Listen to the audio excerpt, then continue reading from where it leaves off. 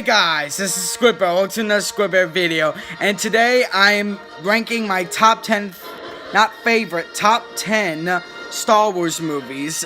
It has to be theatrical release, no Ewok special, and no holiday special either. I mean, seriously, just theatrical cut. It has to have a box office record, and it has to be in the theaters. All right, Alexa, stop.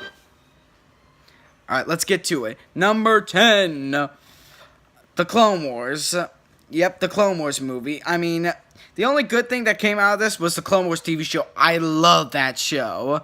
And it planted the seed that for the characters that we will love. At first, we think that they're terrible and they're pretty cruddy, but then we love them in the show. Alright, number 9, The Phantom Menace. The Qui-Gon Jinn and Darth Maul and Obi-Wan and the Duel of Fates were awesome.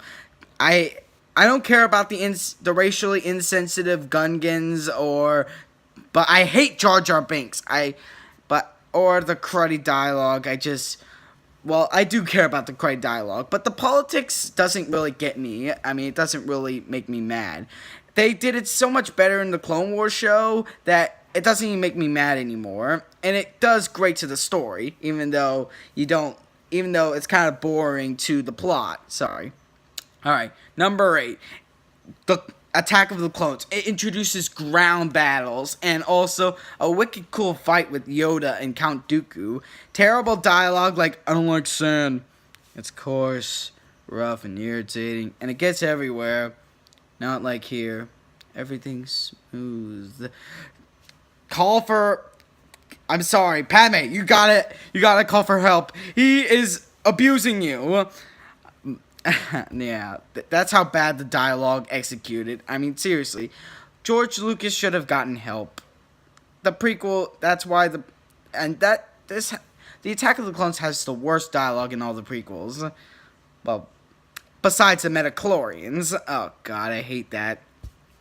I wish I had my gun so I could shoot the Metachlorians. Alright, number 7, Rogue One. This didn't grab me that much as, like, The Force Awakens or the other prequel movies. It felt kind of dark. That's how it should feel. But then it kind of watered down on the Star Wars feeling because it's kind of dark. But it's an interesting spin-off, but I can't wait for more spin-offs. But I do like the epic space battles and ground battles like from Attack of the Clones, but the personalities of the characters, they're not supposed to have personalities. You're supposed to know where they come from, but they could have personalities. But they're just characters that you're supposed to know them. But one who actually has personality is K2SO, and that's when he died, we all felt bad for him. But when everyone else died, we didn't feel bad for them. I mean, seriously. That's what Nostalgia Critic was kind of get across, that we wouldn't feel bad for them because we barely know them.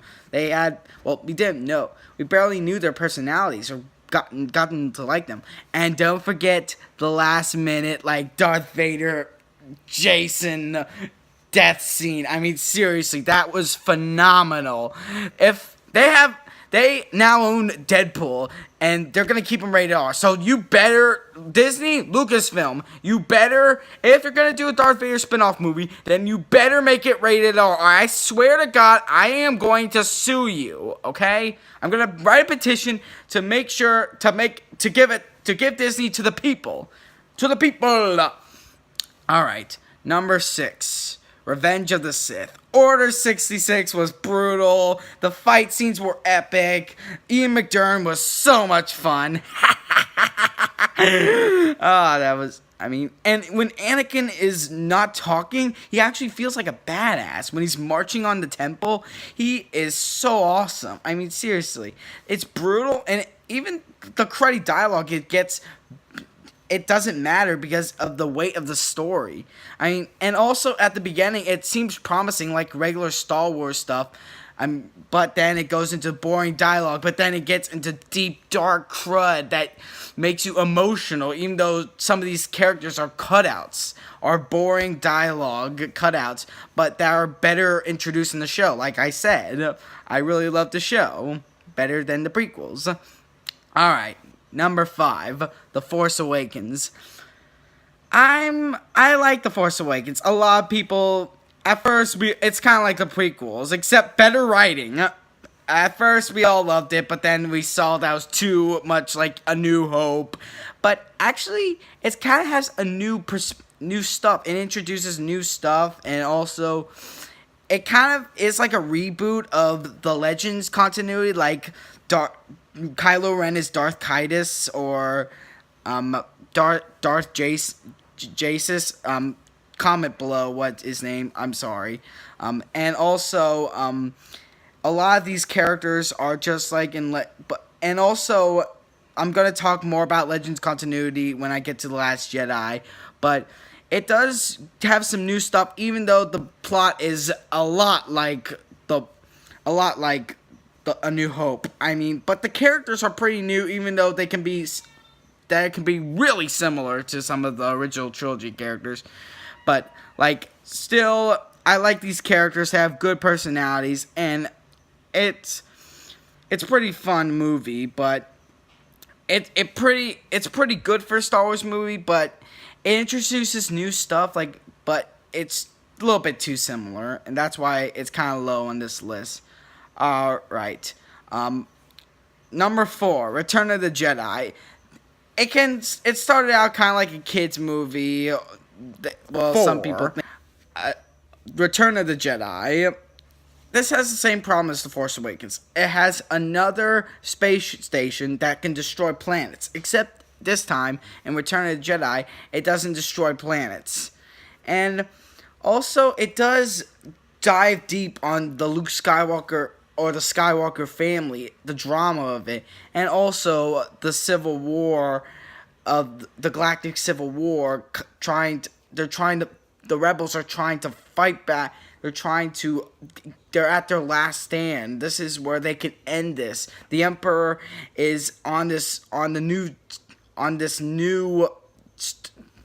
Death Star, and they could end this right now. But also, a lot of people hate the Ewoks, and they're not that annoying, honestly. They're a little bit awesome because they could take on an entire empire, and they think, you little teddy bears taking on an empire in small groups. Well, if Christopher Columbus came and they found the Native Americans having flying contraptions, they would have been screwed. Guns might have been effective, but they could easily have a sneak attack, and they could have screwed Christopher Columbus and them. Alright, number 3, The Last Jedi. I am so thrown apart. I love all these movies, but this is the most divisive of all the movies. I moved this right here because of how good of a movie it is, but not a Star Wars movie, but how it feels like it's trying to really be a Star Wars movie, but at the same time, it's too a little bit not familiar. Like that casino scene, it just feels like a regular casino. How is this boring? Seriously, Casino Royale it's trying to be Casino Royale. It fails at being Casino Royale. It doesn't feel like a kid's film. It feels kind of like a kid's film, but it also trying to be a smart social commentary. But it wasn't executed right.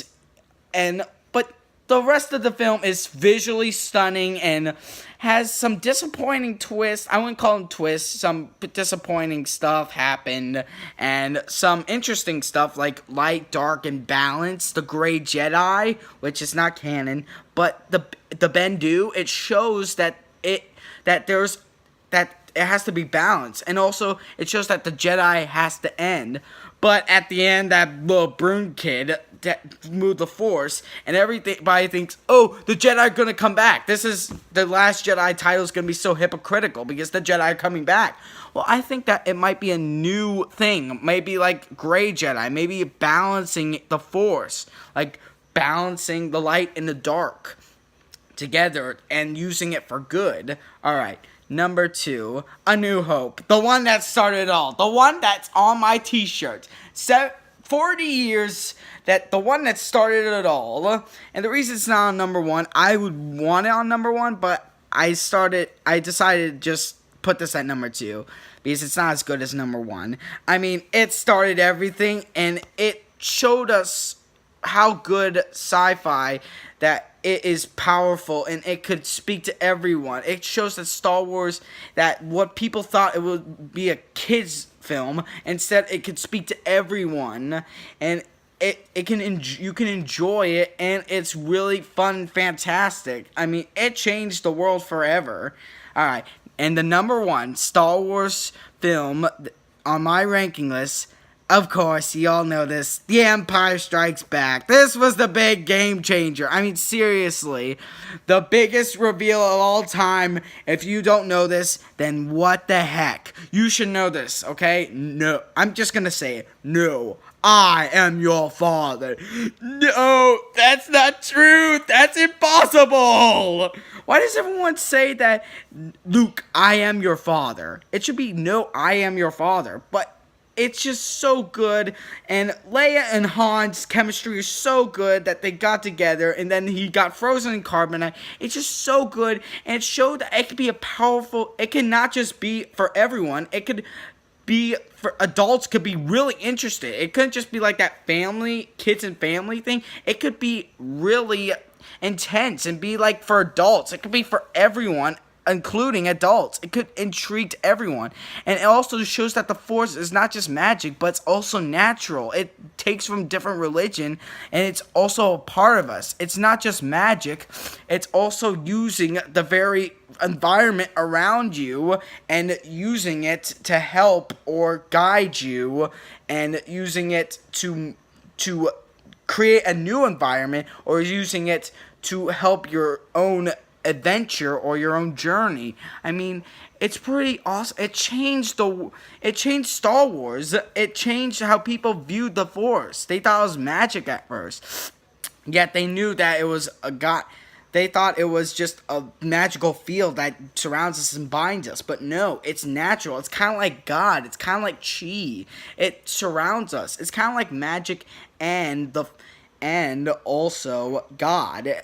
And also so many other shows and movies have taken this, like the Lord of Light. He's basically God. Quintessence. It's basically everything around you, from Voltron, Legendary Defender. It's basically the Force. And they call it magic, but it's also the Force. You could use it could it's except it could be turned into a mineral or material, just like how kyber crystals are used as materials from the Force. I mean, this changed the world, and this deserves its number 1 spot. Alright, I hope you guys like this video, and I will do a New Year's Eve vlog tomorrow, or do like top 10 best movies of 2017 or worse. And I'm sorry if I'm red, it's just really hot in here. Alright, and I hope you guys liked this video. Leave a comment below if you did, and remember, may the Force and the Squid be with y'all. Peace out, guys.